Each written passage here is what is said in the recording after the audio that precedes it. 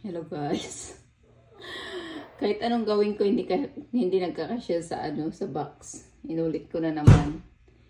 Hindi talaga siya magkasya. Mga sapatos ko pa lang. Yung mga pinaglumaan. Hindi na talaga siya kasya. Ay, kailangan ko siguro 2 box. Sunod na lang yung iba. Ang dami kasi may mga sombrero pa. Ang dami din sombrero na ipapadala ko. Ayan, mga sombrero. Mga hindi ginagamit ng asawa ko. Mga ipapadala ko.